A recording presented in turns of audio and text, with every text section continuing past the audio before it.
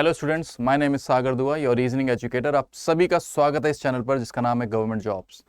सो बच्चों, आप सभी के लिए एक अपडेट है। जितने भी स्टूडेंट्स एसबीआई क्लर्क का एग्जामिनेशन देने वाले हैं तो उन सभी को पता ही होगा कि आप सभी के एडमिट कार्ड्स आ चुके हैं। आप लोगों ने उसको डाउनलोड भी कर लिया होगा और आपको ये भी पता होगा कि इसके अंदर जो रजिस्ट्रेशन हुए हैं वो भी काफ़ी ज़्यादा हुए हैं। ठीक है, इसके अंदर जो वैकेंसीज आई है वो भी काफ़ी ज़्यादा, यानी कि 14,000 प्लस वैकेंसीज है। अब ऐसे में एक बात हमारे दिमाग में चल रही है कि क्या अब जो शिफ्ट्स होने वाली है क्या वो इस बार इजी होने वाली है, यानी कि जो कट ऑफ रहने वाली है वो थोड़ी कम रहने वाली है इस बार, जो एज कंपेयर टू जो हमने पिछले साल देखी थी। तो आइए उसी के बारे में मैं आपको थोड़ी सी बात बता देता हूँ, जल्दी से करेंगे और ज़्यादा लंबी वीडियो नहीं होने वाली, थोड़ी सी देर की वीडियो होने वाली है। एक आइडिया मैं आपको देने वाला हूँ, ध्यान से देखिएगा। शिफ्ट 1 2 3 4 ऐसे करके आपकी हर दिन ऐसे करके 4 शिफ्ट आपको देखने को मिलेगी। आपका रिपोर्टिंग टाइम सुबह 8 बजे का होगा और आपका एग्जाम 9 बजे स्टार्ट हो जाएगा। ठीक है, 1 घंटे का एग्जाम होता है तो 10 बजे खत्म भी हो जाएगा। जो शिफ्ट 2 है वो 10:30 बजे स्टार्ट होती है एंड मतलब आपको रिपोर्टिंग करनी है एंड 11:30 बजे ये आपका स्टार्ट होएगा एग्जाम और 12:30 तक चलेगा। फिर दूसरा रिपोर्टिंग टाइम होता है 1 बजे, 2 बजे आपका एग्जाम स्टार्ट होगा, 3 बजे तक चलेगा। अगली जो रिपोर्टिंग होती है वो 3:30 बजे होती है, 4:30 बजे आपका एग्जाम स्टार्ट होगा एंड 5:30 तक चलने वाला है। अब इन 4 शिफ्टों में से कोई सी ऐसी 2 शिफ्टें होने वाली है जो कि कुछ अनोखा करने वाली है, यानी कि 2 शिफ्टें तो ऐसी रहने वाली है जो कि बहुत सही रहने वाली है और 2 शिफ्टें कुछ ना कुछ क्रिएटिविटी करके जरूर लेके आने वाली है। वो कौन सी क्रिएटिविटी करने वाली है वो मैं आपको बताता हूं। पिछले कुछ सालों की बातें करते हैं, जरा मैं आपको बताता हूं कि जैसे 2024 में जो एग्जामिनेशन आया था, 2023 का जो एसबीआई क्लर्क का एग्जामिनेशन आया था, उससे पहले के जितने भी एग्जामिनेशन आए हैं, या फिर आप लोग किसी भी ट्रेंड को देख लो मेरे भाई, एक चीज आपको पता जरूर चलेगी कि जो पहली शिफ्ट होती है बच्चों को डर जरूर लगता है कि मेरे भाई मेरा पेपर पहली शिफ्ट में ही है, लेकिन आपको एक बात समझ लेनी चाहिए, जो पहली शिफ्ट होती है वो ईजी होती है। जो पहली शिफ्ट होती है वो ईजी होती है, उससे आपको पता चलता है कि ये पेपर आया है। फिर बच्चों को समझ में आने लगता है अच्छा हमारा पेपर भी ऐसा मिलता जुलता ही आने वाला है। तो जो शिफ्ट 2 आती है वो भी शिफ्ट 1 के ऊपर ही पूरी बेस्ड होती है। जो शिफ्ट 2 बनती है वो भी शिफ्ट 1 के ऊपर ही थोड़ी बहुत लगभग बेस्ड होती है, पूरी की पूरी। ठीक है, अब जो चेंजेस बनते हैं ना, वो जो चेंजेस बनते हैं मेरे भाई वो होते हैं शिफ्ट नंबर 3 में। यानी कि आप लोगों का एडमिट कार्ड तो आ ही चुका है, अब आपको पता ही होगा कि आपकी कितने बजे आपका रिपोर्टिंग समय है, मतलब आपको कब पहुंचना है वहां पे, एग्जाम कितने बजे होना है। तो जिन भी बच्चों का शिफ्ट 3 है तो एक बात अपने दिमाग में डाल लीजिएगा कि आपका जो एग्जामिनेशन जो होने वाला है वो as compare to shift 1 moderate level का होने वाला है। ये मैं नहीं बोल रहा, ये ट्रेंड्स बोलते हैं। पिछले साल का ट्रेंड आप उठा के देखिए, उससे पिछले साल का ट्रेंड उठा के देखिए। कंपैरिजन अगर आप लोग फर्स्ट शिफ्ट से करेंगे तो फर्स्ट शिफ्ट इजी होती है as compare to the third shift as well as the fourth shift, क्योंकि थर्ड शिफ्ट के ऊपर बेस्ड फोर्थ शिफ्ट बनती है। समझ में आ गया? यानी कि फर्स्ट शिफ्ट को लगभग कॉपी करती है शिफ्ट 2 एंड शिफ्ट 3 को कॉपी करती है लगभग शिफ्ट 4। समझ में आ गया सभी बच्चों को? तो आपका जो शिफ्ट 3 है वो थोड़ा सा गेम चेंजिंग होने वाला है, क्योंकि बच्चों को नहीं पता होगा कि यहाँ पे हमें करना क्या है। आइए मैं एक और बात आपको बताता हूँ। एग्जाम का तो पैटर्न ये है, सभी के दिमाग में एक बात चल गई होगी कि सर हमारे सामने सिर्फ 3 ही सब्जेक्ट आने वाले, इंग्लिश आने वाला है, मैथ्स आने वाला है, रीजनिंग आने वाला है। अब हमारा क्या हम क्या करेंगे? हम तो जाते ही सबसे पहले जो भी चीज खुलेगी, सपोज इंग्लिश सबसे पहले ओपन होती है, इंग्लिश ओपन होती है, सर हम लोग 20 मिनट में खत्म कर देंगे 30 के 30 क्वेश्चन, हमने ये सोच रखा है। 20 मिनट हमें मिलते हैं न्यूमेरिक्स के अंदर, हम लोग सर इसके अंदर सिंप्लीफिकेशन के क्वेश्चंस आएंगे हमारे बहुत सारे, उनको कर देंगे, इनइक्वालिटी को कर देंगे एंड डीआई वाले क्वेश्चन आएंगे, सब सारी चीजों को खत्म कर देंगे। रीजनिंग की बात करते हो तो रीजनिंग में भी हमारे जो सिलॉक्स हो गए, इनइक्वालिटीज हो गई एंड आपका सिटिंग अरेंजमेंट पजल्स हो गए, इनको हम लोग खत्म कर देंगे। एक जो चाइनीज कोडिंग डिकोडिंग हो गया, अल्फाबेटिकल सीरीज हो गया, इनको हम बिल्कुल खत्म कर देंगे, डायरेक्शन डिस्टेंस। ठीक है, चलिए ये सारी बातें तो आपके दिमाग में, यानी कि हमारे दिमाग में एक बात चल रही है कि हम पेपर को अच्छे से खत्म करके आने वाले हैं, ये बात दिमाग में सभी के चल रही होगी। अब ऐसे में एक चीज आपको समझ लेनी चाहिए, जब आपकी फर्स्ट शिफ्ट आई 2000 पिछले साल की बात मैं आपको दिखाने वाला हूं, ध्यान से देखिएगा। एसबीआई क्लर्क शिफ्ट नंबर पहली है 5 जनवरी की 2024। आप लोग देखिएगा, आपको एक चीज देखने को मिलेगी कि रीजनिंग एबिलिटी बिल्कुल इजी लेवल का आया। ये एनालिसिस वाला सीन है जो आप लोग देखते होगे ना कि हर पेपर के बाद एनालिसिस होता है, बच्चे कुछ रिव्यूज देते हैं, तो उस रिव्यूज के हिसाब से एनालिसिस बनाई जाती है जो कि कंपनीज बनाती हैं। तो यहाँ पे एक रिव्यू लिया गया, उस हिसाब से हमें पता चलता है कि लगभग बच्चे 25 से 30 अटेम्प्ट करके आ रहे हैं। ऐसी बात ये नहीं है कि सारे बच्चे 25 ही करके आ रहे हैं, मतलब मिनिमम से मिनिमम 25 ही करके आ रहे हैं, नहीं, ये एक एवरेज होता है यानी कि बहुत सारे बच्चे तो 35 भी करके आए हैं, जब पेपर इजी आया तो 35 भी करके आए हैं, 35 आउट ऑफ 35। लेकिन कुछ बच्चों ने 22 भी करे होंगे, कुछ ने 20 भी करे होंगे, एक एवरेज लेके चलते हैं, ठीक है जी। तो 25 से 30 बच्चे करके आ रहे हैं, यानी कि कोई 28, कोई 29, कोई 30, कोई 31, कोई ऐसे ऐसे करके ये बच्चे आ रहे हैं।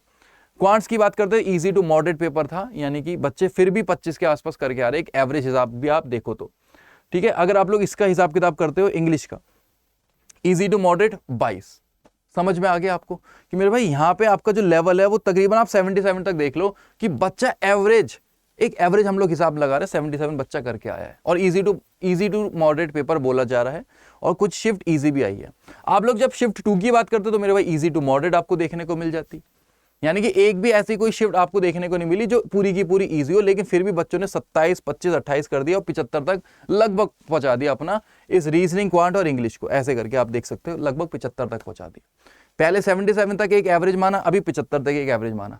जैसे आगे समय चलता है, यानी कि तीसरी शिफ्ट आती है, चौथी शिफ्ट आती है, तो आप लोग देखिएगा जब आप चौथी शिफ्ट तक पहुंचते हो, यानी कि जब आप देखते हो कि एक लेवल बदल गया है मेरे भाई, यहाँ पे 73 तक पहुंच गए बच्चे।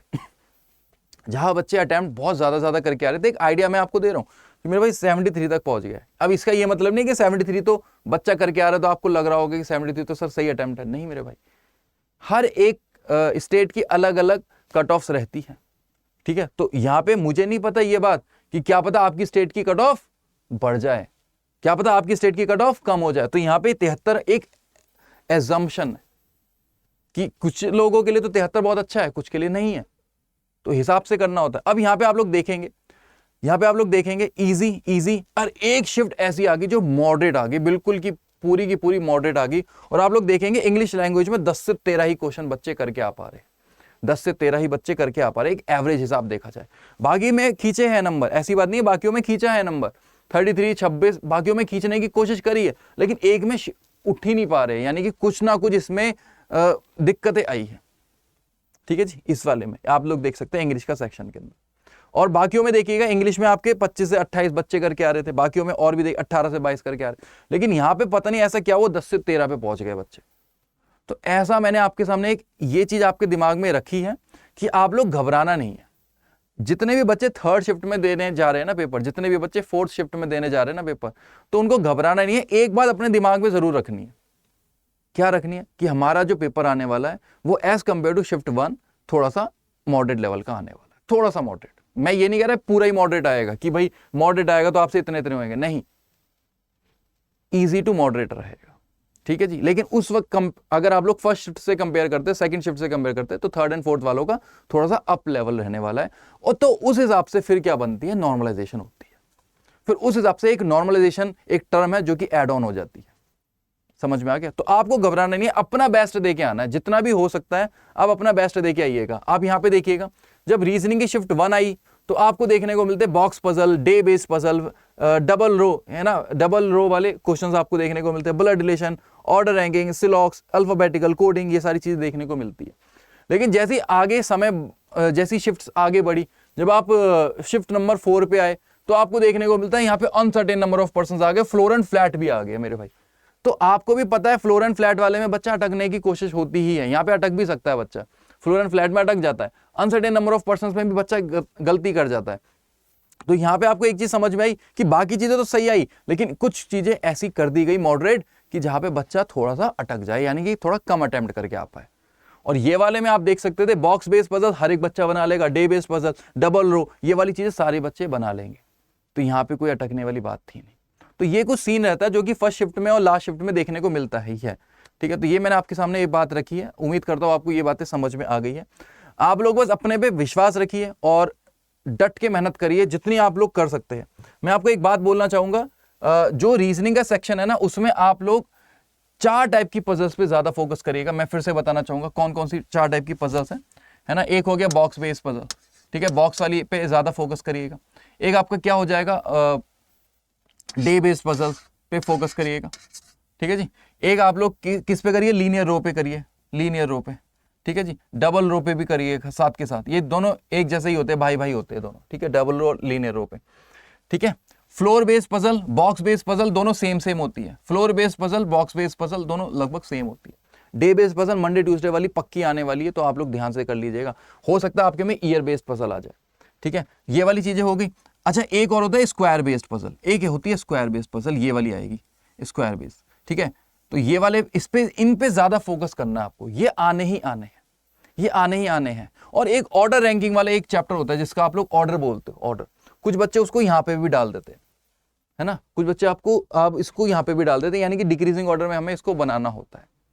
तो उसको ऑर्डर वाले जो एक और होती है चीजें, उसको भी आप लोग देख लीजिएगा, ये जरूर आता ही आता है, ठीक है। तो ये है वो चीजें जो आपको करनी ही करनी पड़ेगी। अब आपको एक चीज और करनी है, क्योंकि अब समय बहुत कम बचा है। जितने भी बच्चे 22 तारीख को पेपर देने वाले हैं, अपने पे भरोसा रखिए और पेपर अच्छे से करके आइएगा।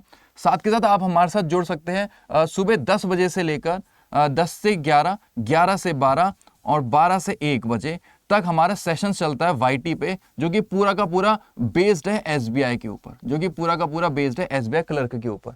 10 से 11 आपको इंग्लिश की क्लास देखने को मिलती है, 11 से 12 आपको मैथ्स की क्लास देखने को मिलती है और 12 से 1 आपको रीजनिंग की क्लास देखने को मिलती है, जो कि मैं लेता हूँ यहाँ पे, ठीक है। तो 12 से 1 बजे आप लोग मुझसे जुड़ सकते हैं और रीजनिंग के जितने भी डाउट्स हैं आप लोग अपने खत्म कर सकते हैं। साथ के साथ अब समय आ गया मॉक टेस्ट देने का, क्योंकि अब मॉक टेस्ट पे मॉक टेस्ट आपको देने पड़ेंगे। वाईटी क्लासेस पे भी हम लोग मॉक टेस्ट करवा रहे हैं, उसको एनालाइज करना बहुत ज्यादा इंपॉर्टेंट होता है।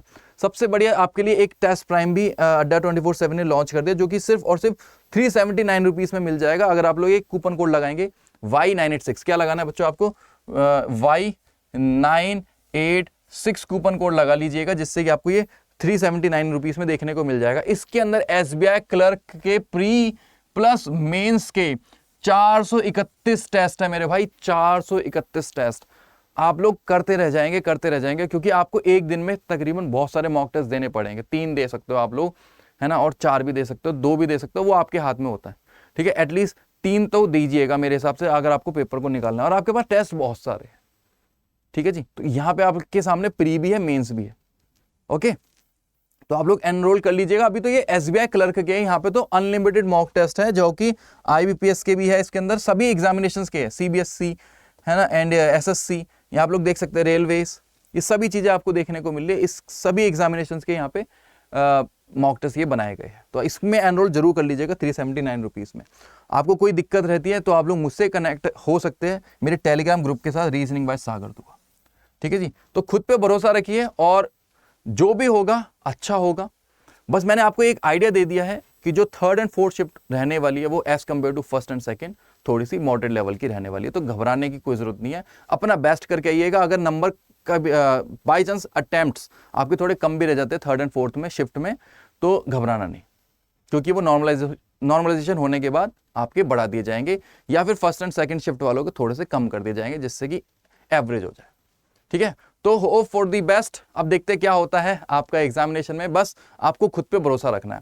तो मिलता हूं मैं आपसे अगली वीडियो में, तब तक खुश रहे, मुस्कुराते रहे और देखते रहे गवर्नमेंट जॉब्स अड्डा 24/7। वीडियो अच्छी लगी तो लाइक जरूर करिएगा एंड चैनल पे नए हो तो सब्सक्राइब जरूर करिएगा। Thank you so much for watching this video. Thank you.